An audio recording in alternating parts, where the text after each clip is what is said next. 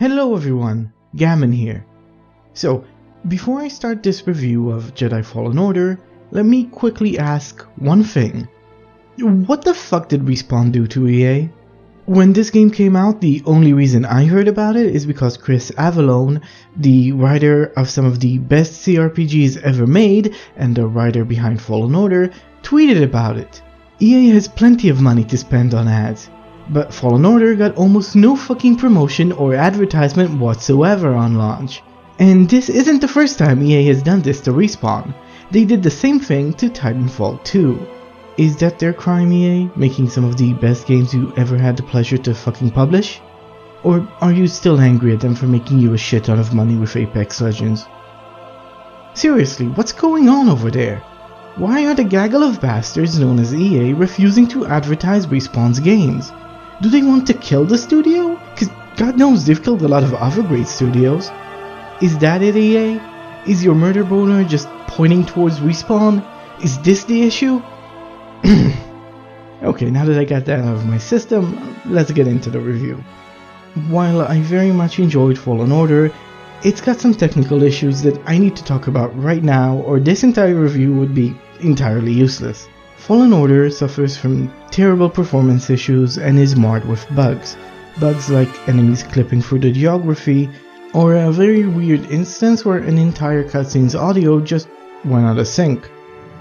However, the absolute worst issue, and the one I can't ignore no matter how much I like the game, is the freezing. You see, this game was designed as an open-world Metroidvania style game, so creating a way to travel and explore is kinda important. You especially want that exploration to be seamless and entertaining in order to get the player in the mood to, look around and find all the nooks and crannies of the world you created. But whenever you reach a certain point in the map and the game needs to load in more assets, the game freezes and seems to be on the verge of crashing for several seconds, and has actually crashed on me once. Obviously, this completely breaks your immersion and takes away a lot of the joy of exploring each world, as you know that once you get to a very specific point, the entire game is going to freeze, and that can happen at very inconvenient moments, for instance while you're platforming or even in the middle of a fight. I thought maybe the reason for the long freezes was me recording the game or my settings being too high, so I went ahead and stopped recording for a bit and lowered my settings, and the game still froze in the same spots for roughly the same amount of time. I've also seen other people complain about the exact same problem, so I'm going to go ahead and assume that this is universal and not just applicable to my PC. The game is kind of a mess right now in terms of performance, even after multiple patches.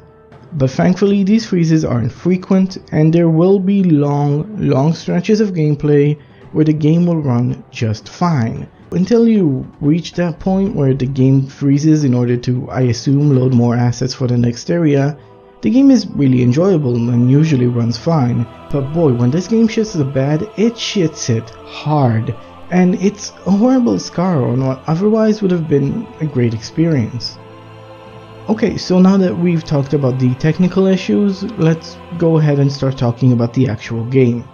Fallen Order is set in the time between Revenge of the Sith and A New Hope, and clearly draws a lot of inspiration and lore from the Clone Wars TV show.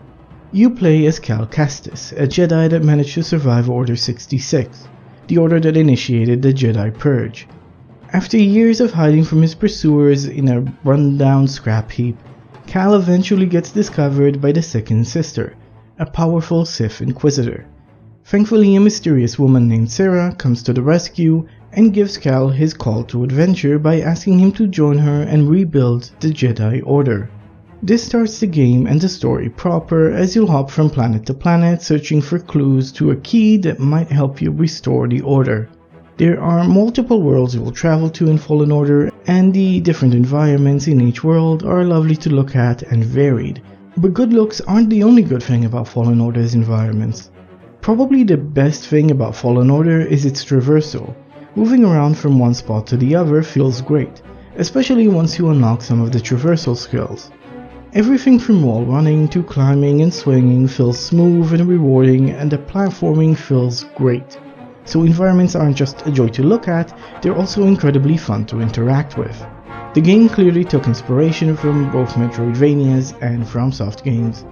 So some areas will be locked out until you get a specific skill that allows you to progress. And once you reach certain points in the map, you'll be able to unlock a shortcut that will connect to a previous meditation point, this game's version of a bonfire. And the way the different parts of this world merge and collapse into each other to make each area feel connected really is very reminiscent of Dark Souls game design. The level design isn't the only direction Respawn seems to have taken from the Soulsborne series. So for instance, you have stims that function roughly the same as Estus flasks, a way to retrieve lost experience that's very similar to Bloodborne, and a combat and upgrade system that is very similar to Sekiro. Much like Sekiro, the combos you have with your lightsaber are very basic, and will remain basic for the majority of the game, with the focus being on proper dodging, guarding and deflecting in order to either break the enemy's posture and strike at his vitals, or bypass his guard by striking him from behind. And while it is very basic, the combat isn't bad, especially when you consider that this is Respawn's first game ever to, well, have any type of melee combat. So while it may seem similar to Sekiro, in effect you should fight a lot more like Dark Souls. Your roll has an insane amount of invincibility frames, and if you roll to your enemy's back you get a lot of free health damage and you can ignore their posture entirely. However, if you stand there and parry in order to break your enemy's posture, all you'll get for your effort is a few small hits before he goes back to normal, instead of just outright killing the unit. So honestly, it's much better to just dodge and hit instead of parrying. Unless of course we're talking about blaster bolts, in which case parry, cause boy is that fun. The combat feels a bit like a compromise between traditional Souls games and Sekiro. It's nowhere near as fluid or fast as Sekiro, and the parry is nowhere near as good, but it's also much faster than traditional Dark Souls games, or probably even Bloodborne, sitting somewhere in the middle. It's fairly engaging and very fun, and I had a good time with it. But honestly, after playing Sekiro, the combat did feel, well, almost a little bit sluggish at first. And the fact that you can't remove limbs or decapitate people in this game despite the fact that you're wielding a fucking lightsaber is something that is kinda hard to get over, if I'm being completely honest. However, as you unlock more and more upgrades and force powers, the fights do become more complex, and you gain more options and strategies. So what was at first a very basic combat system does eventually evolve into having, well, quite a lot of complex moves. And while that's great, and by the end of the game the combat becomes quite a lot of fun and gives you an insane amount of options, I really would have appreciated if these options were unlocked much sooner, because at least at the start and at the middle, the combat does feel a little lackluster. So let's continue with our comparison to FromSoft games, because, well, honestly, that's the vibe the game gave to me, right down to enemies attacking you from behind corners. While the game does have proper hard parts, these parts are few and far between, with most of the game being you fighting versus hordes of generic stormtroopers, and honestly the stormtroopers are a fucking joke. Yes, I realize stormtroopers are supposed to be a joke, but I honestly had a harder time fighting space crabs than these crabs. And the main enemy type you'll be fighting for most of the game is a stormtrooper. They're not very interesting and they're not very hard. Now don't get me wrong, it is very fun to rep through a squadron of stormtroopers and it does make you feel like a badass. Which yes does fit the lore, but I'd have appreciated enemies with a much more varied moveset and tactics. While there are some stormtroopers that offer more resistance and are more interesting to fight, they are few and far between, and the most interesting enemies in the game are usually the native fauna. Goats, crabs, weird-ass toads, those types of things. The worst part of the combat is probably the lack of bosses. There is one recurring boss that you can't actually win against, which doesn't make for a very satisfying encounter. Then you have your mini-bosses that are just large variations of normal enemies with extra health points and damage, and even those are pretty rare. Honestly, the game really could have benefited from more boss encounters. There are less than 5 real bosses in the entire game. However, the ones that are in the game are a lot of fun, which again makes me wish there were more of them because they're kinda the highlight of the entire game. Now I think we've covered combat, let's talk about exploration. So first, the actual process of exploring is a lot of fun. As I've mentioned, everything from wall running to swinging to jumping around feels great. So there's nothing actually wrong with the mechanics of exploration. However, the rewards you get for exploring, well, let's get into that. As you explore the world, you'll find two types of rewards. Force Echoes, which will tell you a cool side story of what happened in the area before you arrived, and chests. The chests will give you items that you can use to customize your outfit, BD-8, your cute little robot friend, your ship, or your lightsaber. The problem here is that all of these customizations are cosmetic only. The clothes you get don't change your stats. Changing your lightsaber doesn't change the way it functions. Nothing about the customizations really matters. Each piece doesn't even have any lore behind it, so there's no real reward to getting new items. You don't get any new attack patterns, you don't get any stronger attacks, you don't get any lore about the world. All of the changes are purely cosmetic, and the cosmetic changes aren't even that big. As someone that enjoys Fashion Souls, if I could make my dude look completely different, or if some of the outfits were really rad, then yeah, sure, maybe that would have made it worth it. But these items barely change the way you look, so even as cosmetic items, they're not very good or impactful.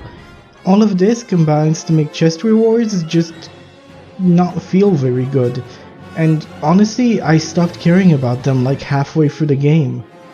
So while exploration is fun, and I did end up exploring most of the worlds because, well, that's just how I play games, and the traversal system feels great, the rewards you get from chests are just really subpar. You don't get any extra lore, you don't get anything major like a new attack or some sort of a special attack boost. You don't get any new defensive capabilities from them. You don't get even major cosmetic changes. They do nothing. They do nothing, and it made me not care about chests at all by the end of the game. The Force Echoes are great though. While the reward they give you does feel a bit stingy, they at the very least give you a lot of lore. Each side story they tell is interesting and can actually be referred to in a later point in the game. It makes you more interested and engaged in the area you're in and in the world in general. So yeah, while admittedly the Force Echoes don't have a major gameplay impact, at the very least they do give you lore, which is a lot more than the fucking chests give you. Okay, so let's end with the story and with general impressions. The voice acting is great, even if the facial animations sometimes flounder, and the delivery really helps the script shine.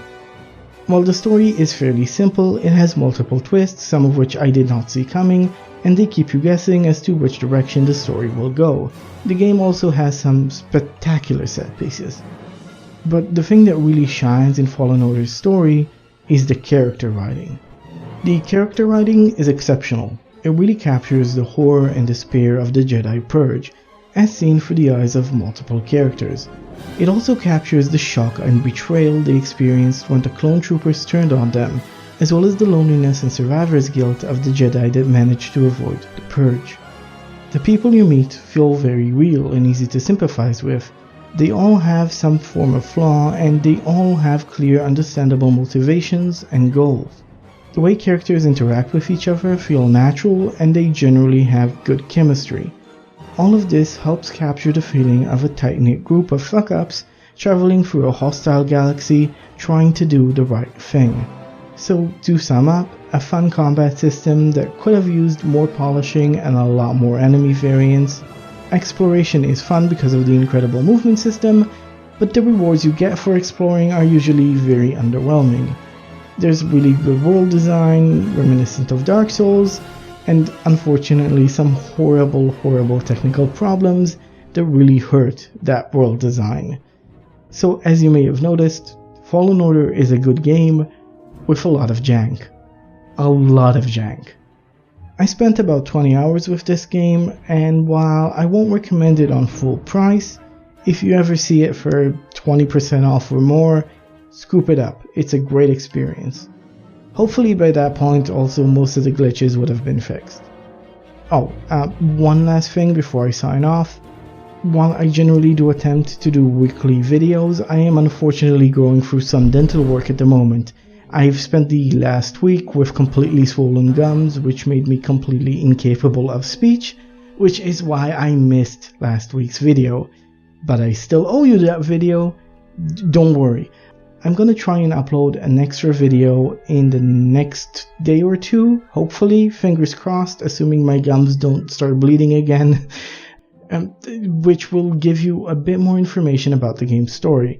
Specifically, the biggest problem this game had in terms of story, and it's a problem that is shared throughout the entire Star Wars franchise at the moment, including The Mandalorian as well as the movies.